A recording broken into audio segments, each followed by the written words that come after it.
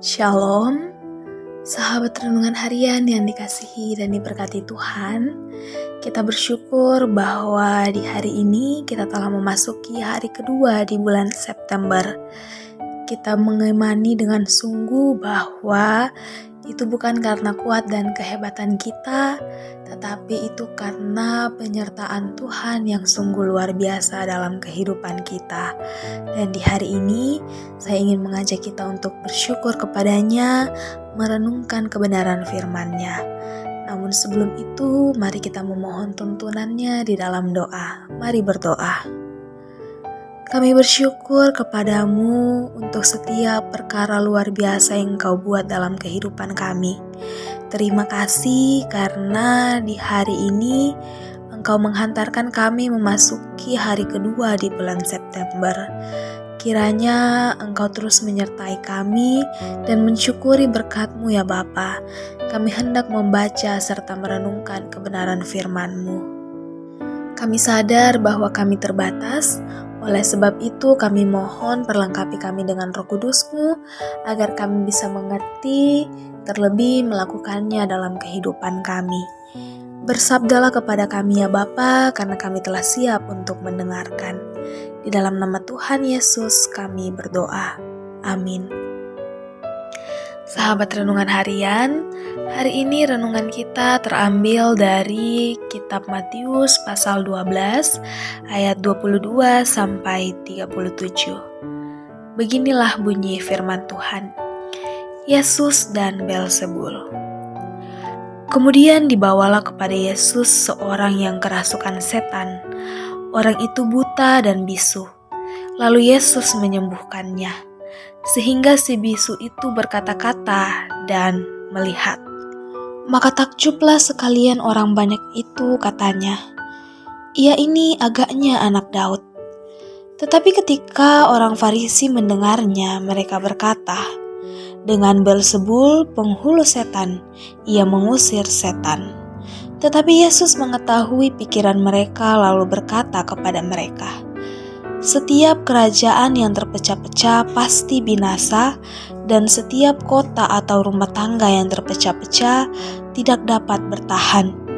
Demikianlah juga kalau iblis mengusir iblis. Ia pun terbagi-bagi dan melawan dirinya sendiri. Bagaimanakah kerajaannya dapat bertahan? Jadi jika aku mengusir setan dengan kuasa Beelzebul, dengan kuasa siapakah pengikut-pengikutmu mengusirnya? Sebab itu merekalah yang akan menjadi hakimmu. Tetapi jika aku mengusir setan dengan kuasa Roh Allah, maka sesungguhnya kerajaan Allah sudah datang kepadamu. Atau bagaimanakah orang dapat memasuki rumah seorang yang kuat dan merampas harta bendanya apabila tidak diikatnya dahulu orang kuat itu? Sesudah diikatnya, barulah dapat ia merampok rumah itu. Siapa tidak bersama aku, ia melawan aku, dan siapa tidak mengumpulkan bersama aku, ia mencerai-beraikan.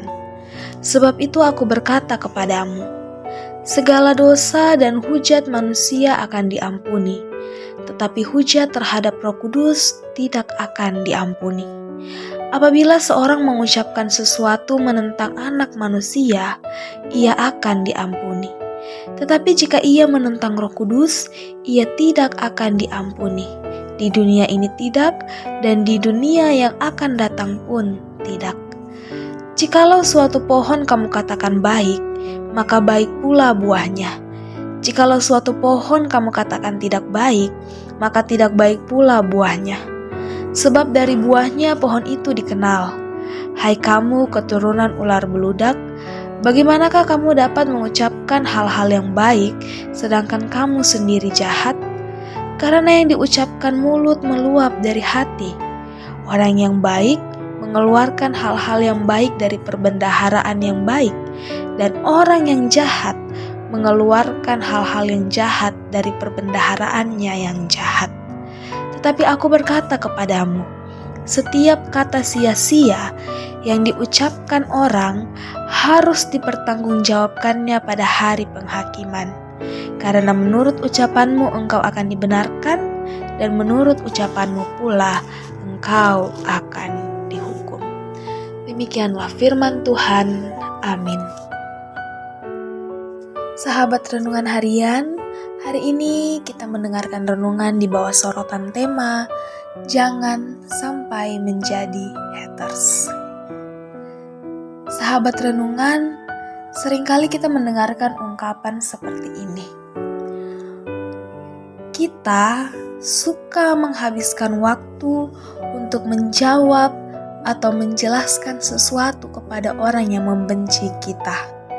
Ketika sahabat Renungan Harian mendengarkan renungan ini, maka mulai detik ini saya ingin mengatakan kepada kita, jangan menghabiskan waktu kita untuk hal-hal yang demikian. Hal ini saya katakan bagi Bapak Ibu sahabat Renungan Harian yang mungkin seringkali suka mengambil hati terhadap perkataan atau sikap dari orang yang membenci kita. Saya ingin katakan juga bahwa sia-sialah segala sesuatu yang kita lakukan seperti demikian. Tidak ada gunanya menanggapi seorang pembenci atau haters, sebab penjelasan seperti apapun tidak akan membuatnya berubah. Orang Farisi membenci Yesus bukan karena Yesus berbuat jahat. Orang Farisi membenci Yesus karena justru kehadiran Yesus selalu baik dan telah menyebabkan semua orang yang mendengar firman-Nya menjadi mengikutinya. Lantas orang Farisi merasa kepentingannya terganggu dan pengaruhnya kian merosot. Tindakan Yesus yang menyembuhkan orang buta dan bisu disambut gembira oleh orang banyak. Mereka ungkapkan, "Ia ini agaknya anak Daud." Namun orang Farisi malah mengatakan, dengan Beelzebul penghulu setan, ia mengusir setan. Mereka telah menjadi orang yang merasa selalu benar, bahkan merasa berhak menentukan kebenaran. Siapapun yang berbeda pasti dianggap salah. Tanggapan Yesus memaksudkan dua hal sekaligus. Demi kasih-Nya yang sempurna dan tak berubah, penolakan keras dan bersifat hujatan itu akan diselesaikan Yesus melalui pengorbanannya. Akan tetapi setelah pengampunan disempurnakan di dalam dan melalui pengorbanannya, maka berlakulah perjanjian baru. Barang siapa percaya akan selamat dan barang siapa tidak percaya akan binasa. Jika orang menolaknya, tidak akan ada lagi karya lain untuk pengampunan. Itulah makna dari menghujat roh dalam bacaan kita. Maka mulai saat ini, jangan sampai kita menjadi haters atau orang yang merasa diri paling benar dan membenci orang yang sesungguhnya sedang mengerjakan dan menyatakan kebenaran Allah di dalam Kristus. Roh Kudus menolong dan memampukan kita. Amin. Mari kita berdoa. Kepadamu ya Allah kami berterima kasih untuk setiap perkara baik yang Engkau buat dalam hidup kami. Terima kasih karena tidak pernah meninggalkan kami sedetik pun. Kami mengimani bahwa keberadaan kami hari ini oleh karena kasih-Mu. Dan kami mohon, sebagaimana Engkau menyertai kami di bulan-bulan selanjutnya, maka penyertaan yang sama di bulan September ini akan Engkau nyatakan bagi kami. Kami mohon terus sertai kami ya Bapa dalam pergumulan kehidupan kami, karena selangkah pun tidak bisa kami lalui tanpa-Mu. Oleh sebab itu, sertai kami, berkati kami.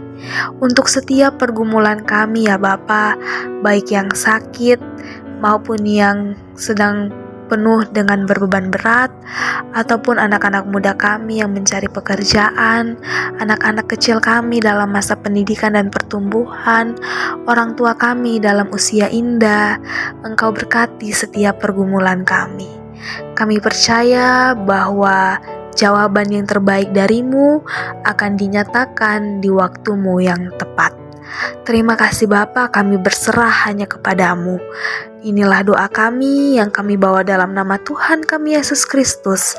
Itulah Tuhan dan Juru Selamat kami yang hidup. Amin. Selamat melakukan aktivitas, tetap semangat, tetap jaga kesehatan, dan Tuhan Yesus memberkati kita sekalian. Sampai jumpa di renungan harian selanjutnya.